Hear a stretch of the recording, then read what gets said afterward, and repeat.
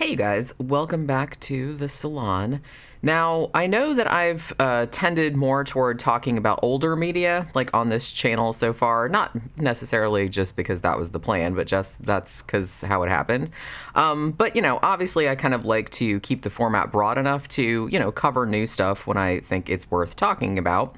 And honestly, I can't really think of anything more worthy of being talked about than this brand new horror anthology series that was created and is curated by Guillermo del Toro, who I absolutely love.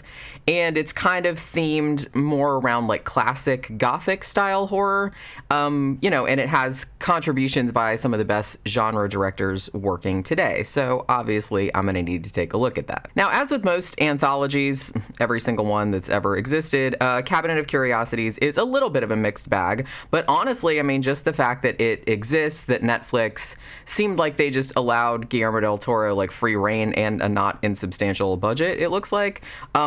Just that whole situation makes me really, really happy. And honestly, I hope that we'll be seeing a second season of this series like in time for next year. It'd be cool if they like released a new season like every year around Halloween. I would totally be there for that. Now, I think initially the episodes were dropped in like 4 2-episode installments, like going into the lead up toward Halloween. I didn't actually watch them like that. I think I watched them like in fits and starts, kind of like I watched 1 or 2 episodes one night, and then a couple days later, like I watched another one, and then just like whenever I had a couple hours spare. So it's not like a thing where I watched 2 and then like watch 2 and watch 2, and I didn't binge them all at the same time. I watched them probably over 3 or 4 days, something like that.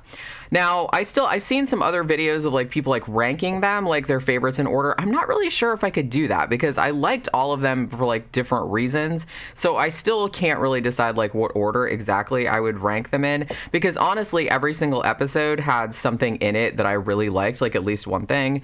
And though there was kind of like a definite thematic thread running throughout, like I said, these tended to be more Gothic stories, but not always, you know what I mean? It's very much Guillermo del Toro's show, even though a couple of the episodes are not exactly like in his bailiwick, if you want to say that. But there was kind of like enough variety in the subject matter and the style of the episodes to ensure that there would be something there for pretty much everyone. I mean, I kind of feel like everyone will be able to find at least one of these episodes that they really like. And I mean, there were, like, conversely, some things I didn't like about aspects of, like, a few of the episodes. But, I mean, barring that, like, every single story was good, I thought, and absolutely worth watching, at least in my opinion.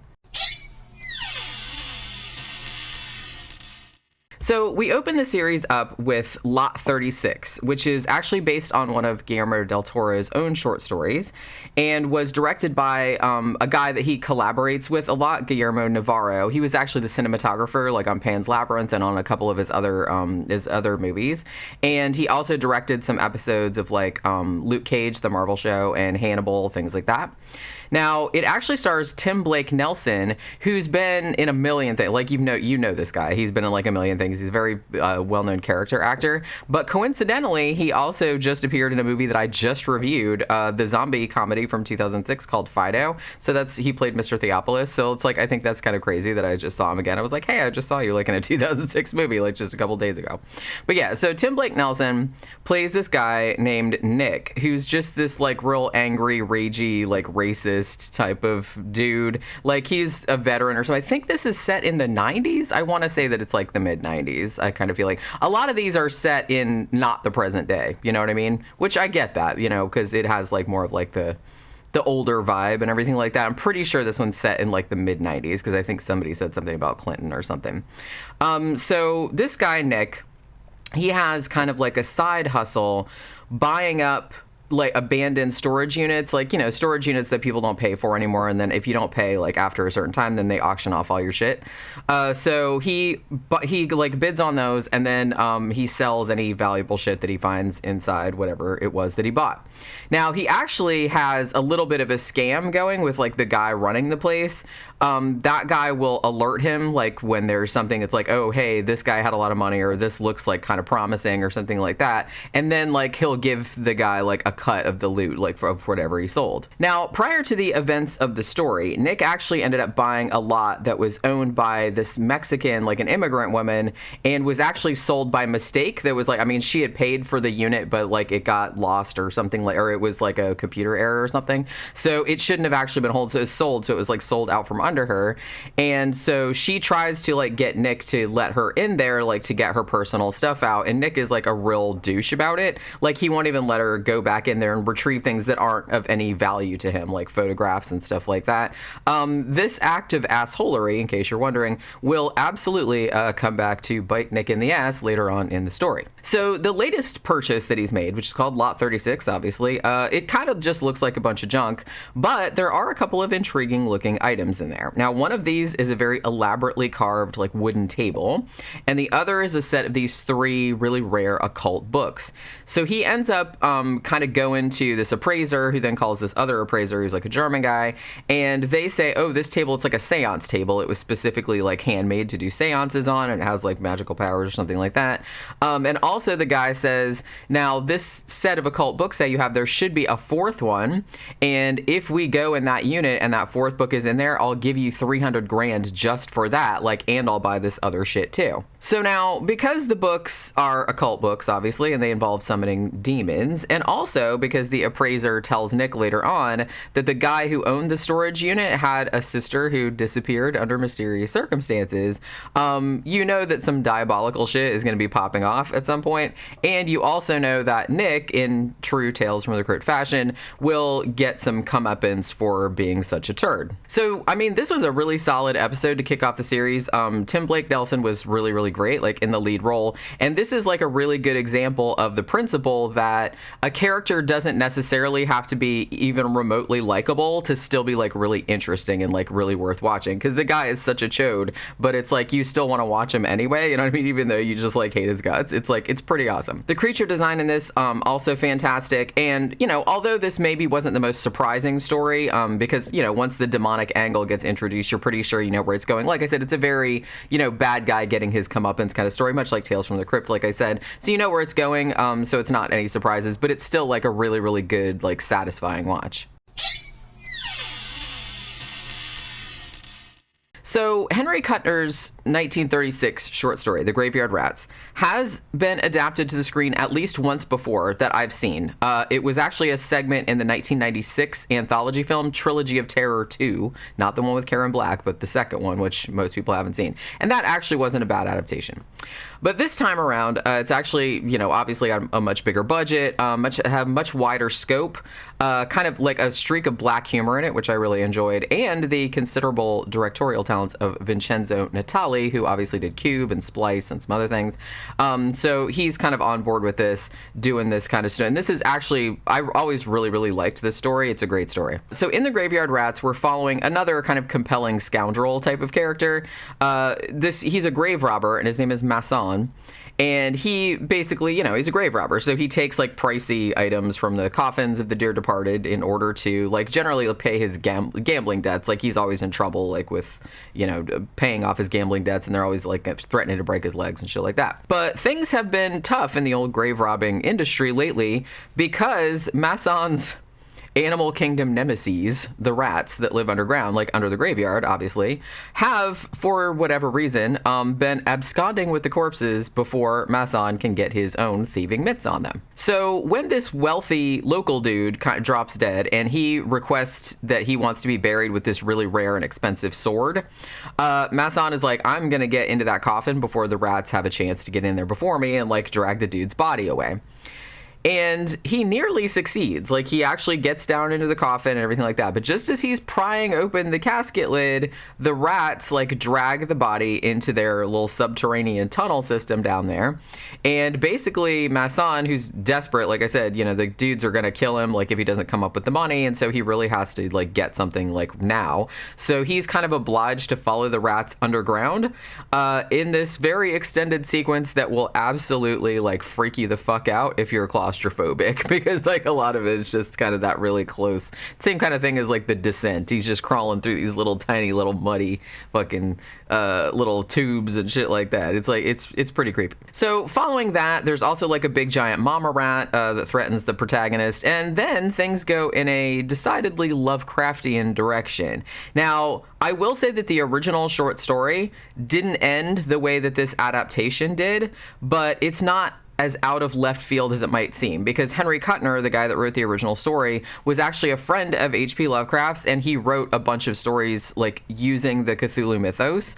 So I thought it was kind of neat that they expanded the story out and they kind of like used the author's like wider work to like weave into the story and kind of like gave the rats like a reason for like dragging away all the corpses and stuff like that. So it fleshed out the story by using like some supplemental material like from the same author, which I thought was a good idea. So this one was also a lot of fun. Had some great dark comedy elements to it and very, very harrowing scenes like inside the tunnels, like I mentioned. Special effects also very good, like the mama rat looks great. One of the best things about this series, I thought, was the strength of the creature designs and the gore effects, like across all the episodes. Really, really good. Like for a Netflix series, I mean, it was like really, really good quality work, like on pretty much all of the episodes. So from just a cursory sampling of some other reviews that I looked at and read, like of, reviews of the entire series, it appears that the Autopsy is an episode that a lot of people chose as their favorite. It's interesting though, and I think that's kind of like emblematic of how good and how quality this show is that everybody has a different ranking. Because I read a bunch of different people's rankings, and every single one of them is completely different. And like some people's that, the episodes that they put at the top as their favorites, like some of them, like those same episodes were like at the bottom of other people's. So it just goes to show that like all of them, I saw like, I didn't see one single list that was the same. So I was like, well, that should show you right there that like these are all quality episodes, that pretty much every episode was picked as somebody's favorite somewhere. But I did notice that there was like a little bit more love for the Autopsy. Like a lot of people like picked that as their favorite or their second favorite or whatever. And it's pretty easy to see why. It has great acting, really, I think, and the best thing about it is F. Murray Abraham. I love him. I've loved him ever since I saw him in Amadeus. And it also has kind of like this real intriguing story that has a little bit of like a period piece X-Files vibe to it. Like it starts out kind of like, I don't want to say it's like starts out like Autopsy of Jane Doe, but it kind of has that kind of thing where it's like you're autopsying and there's like weird shit, but then it starts going like in a little bit of a sci-fi kind of direction.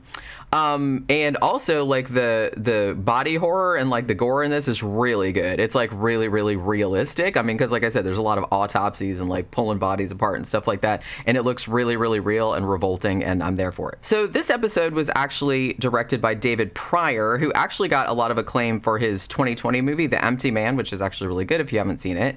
And it was written for the screen by David S. Goyer, who wrote the Blade movies, and he wrote the Christopher Nolan, The Dark Knight trilogy. Like he's the screenwriter behind that. And this was adapted from a short story by Michael Shea, who's a novelist. This one kind of starts out, like I said, a little bit like a detective story. So there's like a terminally ill pathologist named Dr. Carl Winters, who's played by F. Murray Abraham, like I said. He's asked to perform autopsies on several guys who were killed in a mining explosion that might have been caused by a fellow miner with some kind of a bomb, or what they think is a bomb. They're not really sure. It was just like this sphere. So as the doctor kind of like systematically cuts the bodies apart, and he's like recording himself talking like for his detective friend, you know what I mean? Because they're trying to get to the bottom of what the fuck this weird situation is. But yeah, things start getting like stranger and stranger.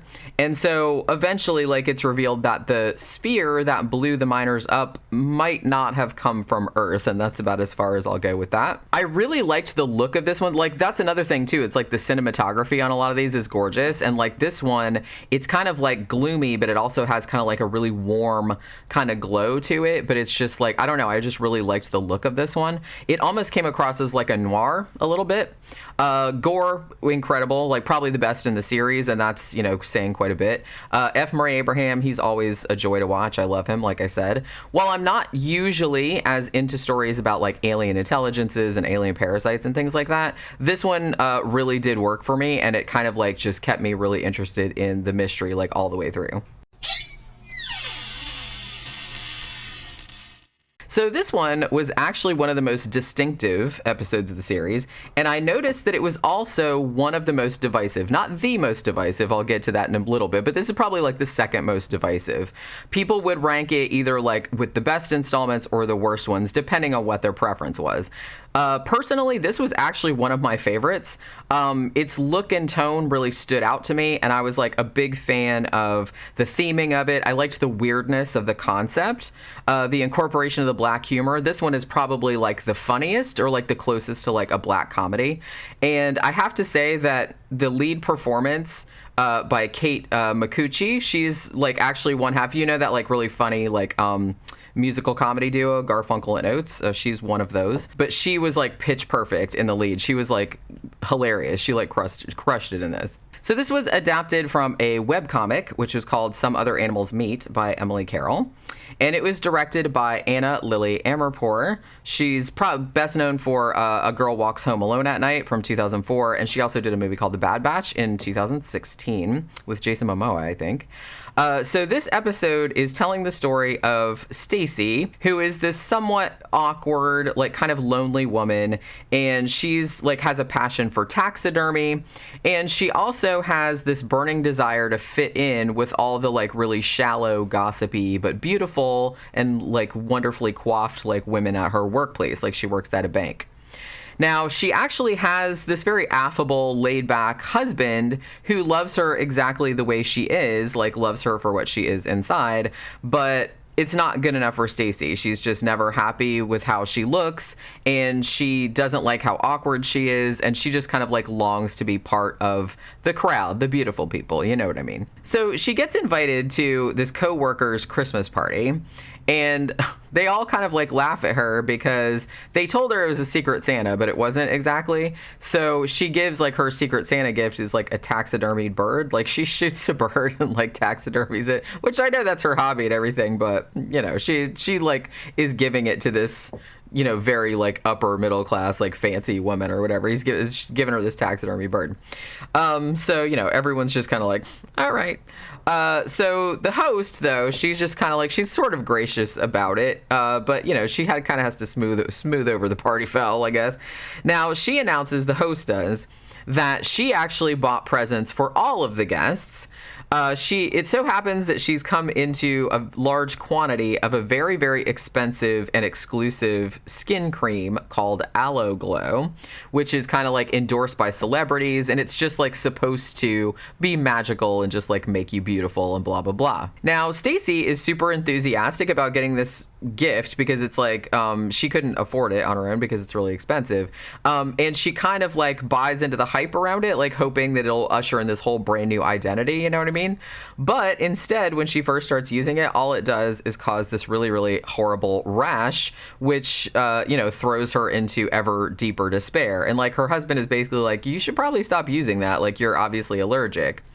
But then the infomercial spokesman for Aloe Glow starts speaking specifically to her, like through the TV, and he tells her to order more because the lotion just needs time to work. You know what I mean? It's like it's a whole transformation process, and if you don't like keep putting the stuff on your face, then the transformation isn't going to happen. So Stacy is like, you know, desperately following this advice, even though this stuff is like literally like peeling the skin off of her face. Like she looks like absolute hell.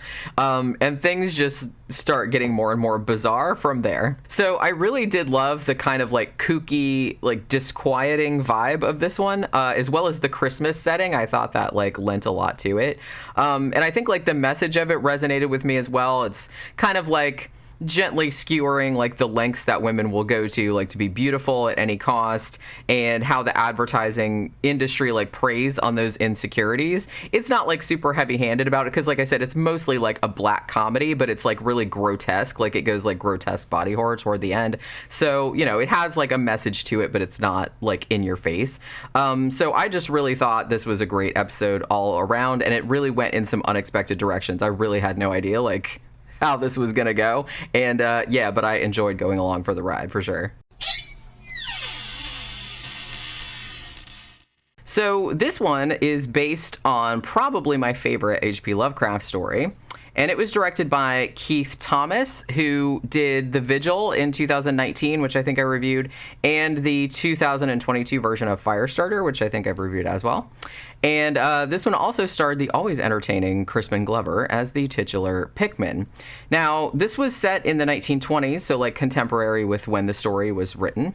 The narrative like follows this art student named Will Thurber, and he befriends another student named Richard Pickman, who does these terrifying paintings that like depict demonic scenes and various other grotesqueries, and everyone's just kind of like talking about them because they're like really, really fucked up. So the two guys are kind of like friends and they talk and stuff, but then they lose touch like over the ensuing years, and then they reconnect again like sometime later.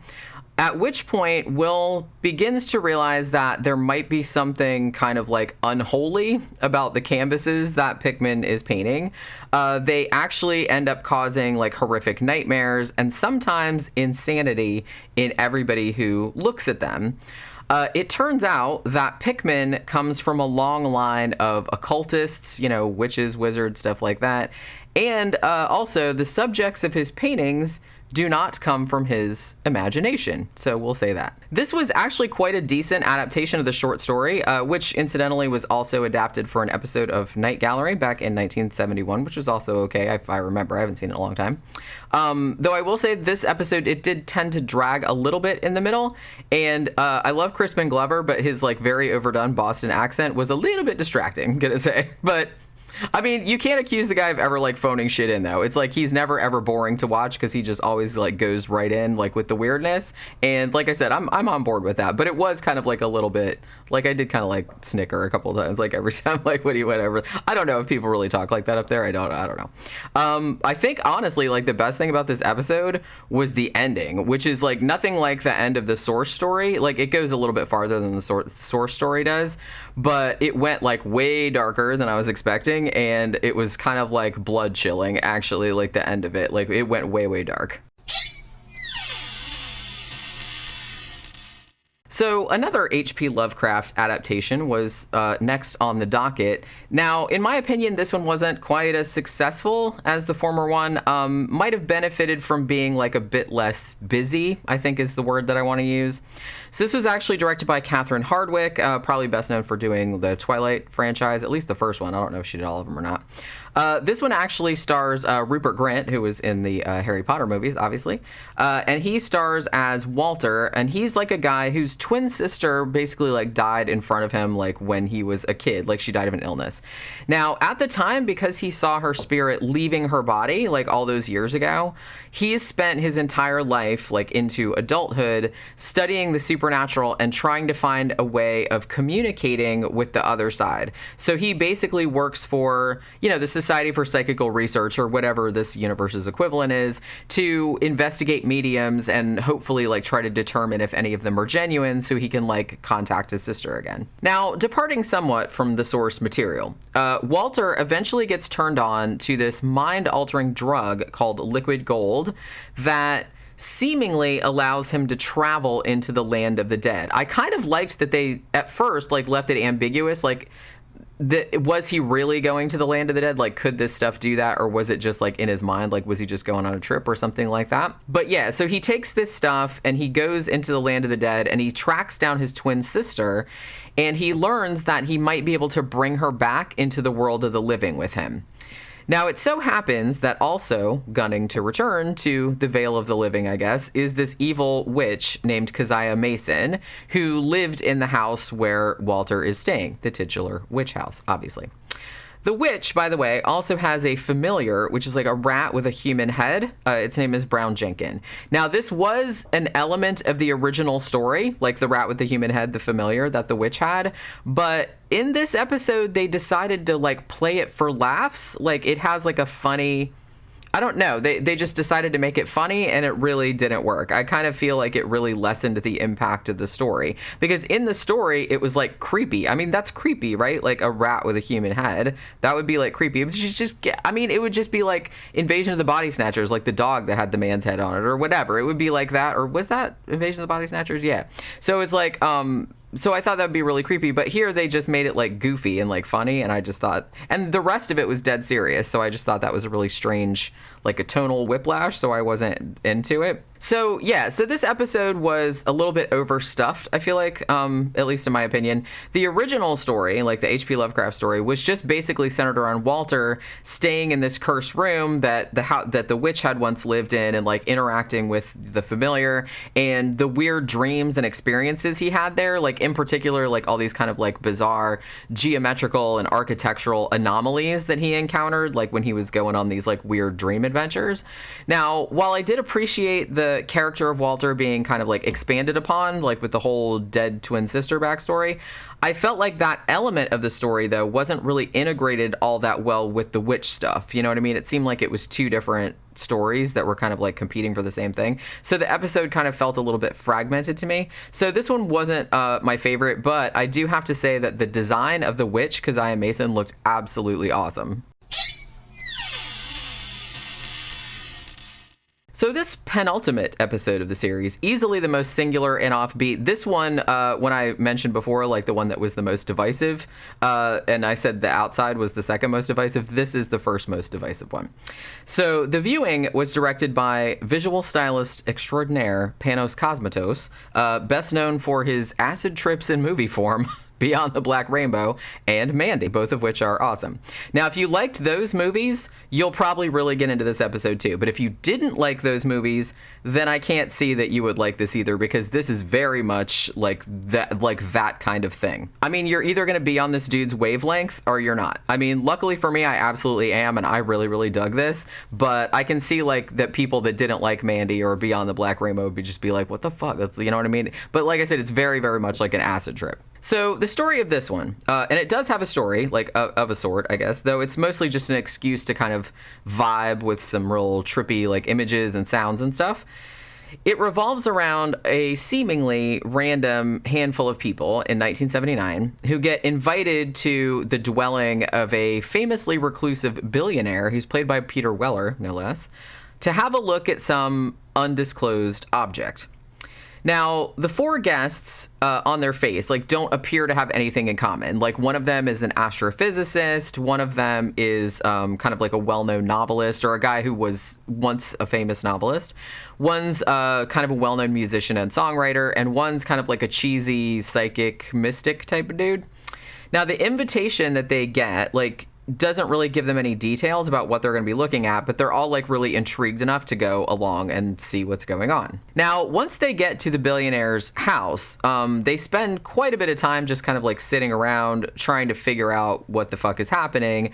Their host somehow knows like what their exact like drink and or smoke of choice is, and there's a woman that's already there, and they're trying to get answers from her. Her name is Dr. Zara. You find out she's played by Sophia Boutella. She was in Climax, Prisoners of the Ghostland. Oh, she was in the 2017 Mummy movie too. Like, she played the mummy woman.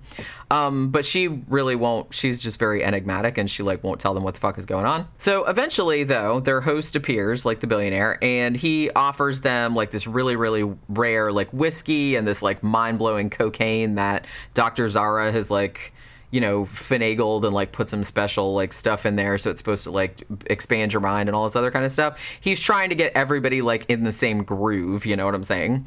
Now, he explains that he chose each one of them because he felt like these would be particularly people that would be capable of understanding or appreciating his latest acquisition. Now, I won't spoil what that acquisition is, but suffice it to say that many faces will melt off before the evening is out. The effects in the final scenes of this episode are outstanding. I mean, they're just like super, super gooey. Keep in mind, though, that the vast majority of this episode is just mostly like characters sitting around getting high and like talking about life and philosophy. And, you know, meanwhile, the scene is like drenched in all this like red light and these little kind of really cool like synthwave kind of tunes and stuff. Like I said, very much like Mandy, very much like Beyond the Black Rainbow. It's that kind of vibe to it. I really dug this installment, though. I mean, it fit right in with Panos Cosmatos's, you know, very unique vision that he has. And the conversations and the visuals were entertaining enough in their own right, even before you got to the monster stuff, like toward the end. So this is definitely like a standout episode. This is one that's like a lot different than any of the other ones. So, I mean, but I can see, like I said, it's very divisive. I can see this one being another one that people are either going to really love it or they're going to really hate it. So since the series opened with an adaptation of a short story by, you know, Guillermo del Toro, who created the series, it's only fitting that we end with another one that he wrote. Now, this installment, you know, based on a short story of his, but it was directed by Jennifer Kent, who obviously did the brilliant film The Babadook. And like that movie, this one is also focusing on like grief and metaphor.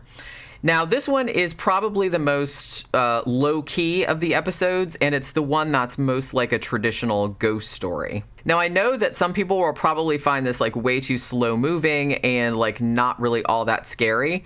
I actually found it like pretty emotionally affecting and kind of like spooky. It's more like spooky or eerie or anything that's scary. Now, I do agree that it dragged just a hair in places, but it didn't really bother me all that much because the acting and the kind of emotional resonance was so good that it didn't really bother me. So the story is set in the 1950s, and it centers on a married couple of ornithologists.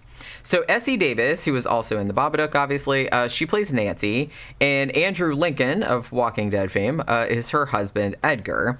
So the pair are actually studying murmurations, which are like this very strange like flocking and swarming behavior of like particular species of birds, I think like particularly starlings. And they're doing some field work in what I think is Nova Scotia. I'm not entirely sure, but I thought it was Nova Scotia. Now, when they get there, expecting to just kind of like camp out in their tents like they usually would, like while they're doing field work, they discover instead that like a local couple has set them up in this like really lovely but kind of spooky and old, like dilapidated a little bit house, you know, complete with all the amenities. They bought them new sheets and like stocked their pantry and everything. So basically they're like, yeah, nobody's lived in this house for a while. Like somebody, you know, built it out here for their daughter or something like that. But Nancy wonders, why the hell would anybody want to live all the way out here? Like there's nothing out there. But, you know, she's just glad of a warm bed, and she's like, oh, well, this is really nice. We don't have to sleep out in a tent, like in the cold, so that's good. So Nancy and Edgar, it's revealed, lost their baby daughter, Ava, a year prior. I guess she was like 1 or something like that. And they're still having a really hard time dealing with it. You can tell that they're both dealing with it in their own way, but they're not really communicating. They're not really talking about it. And it's sort of like festering, like you can tell. Now, slowly, Nancy begins to suspect that they may not be alone in the house. Like she starts hearing ghostly voices like on their bird recordings, like that Edgar doesn't hear. And eventually she sees a couple of apparitions as well. Edgar doesn't see anything and is beginning to think that these ghosts that she's seeing are pretty much just a product of her unresolved emotions, like about her daughter's death. And his disbelief actually leads to Nancy like pulling farther away from him. And then, you know, there's already kind of this big gulf between them, and it's just yawning ever wider because of her like seeing ghosts and him not believing her. So as I mentioned, this one is very much a slow burn in the vein of The Babadook. It doesn't have it's not as scary as The Babadook. Like it doesn't have that really unsettling like manifestation of grief like with that monster and everything like that. It's a lot more low key, like I said, more like a classic ghost story. Now, I will say that probably some people will find The Murmuring maybe too ponderous and far more drama than horror. And those are fair accusations. Like if that's not your jam, that's fine. But I still really liked this one. I mean, the acting performances, like, you know, Essie Davis and Andrew Lincoln, I think these acting performances were like among the best in the whole series. And I actually like found myself really emotionally invested in the breakdown of their relationship, you know what I mean, and the way that they couldn't communicate with one another. So I kind of feel like this is another episode, though, that'll fall on either extreme of most people's rankings. Like I said, some people are either really going to love it or they're just going to think it's like a boring slog. So So, as I said, I mean, Cabinet of Curiosities, it, slightly varied in quality from episode to episode, but this was a very surprisingly strong anthology series, a very strong season. I mean, these were 8 eminently watchable stories from some of horror's, best, like, leading lights or whatever. There was, like, a lot of obvious affection for the genre from everybody involved, and it had a really cool, like, more of like an old school like horror kind of feel. Like I said, there was a lot of variety in there too, but it did have like a specific kind of like older horror gothic kind of feel to it, which I was really into. I'm actually kind of hoping that all of the positive buzz about this series will result in more seasons of this being made. Particularly, like I said, it'd be great if they could do a new season like every Halloween. That would be awesome, because I am totally here for it. I would watch hours and hours of this without, and I would never get bored of it. So, I love Guillermo del Toro, and I think it's like super cool that he, put his considerable clout behind doing something like this and like letting all of these like genre directors and stuff like that kind of show their stuff. And so that's like really awesome. So I really, really hope that Netflix lets him make more of these, because this is like some really good shit. So thanks for hanging out with me in the salon today. Remember to like and share if you enjoy this content, and subscribe to the channel if you haven't already. Also, please go over to scaresalon.com, where I post lots of written content, usually something new every day, book reviews, movie reviews, horror discussions, all kind of stuff like that. You'll find some fun stuff to read for hours and entertain yourself and blah, blah, blah. So that'll do it for this video. I'll see you guys again on the next one. Bye.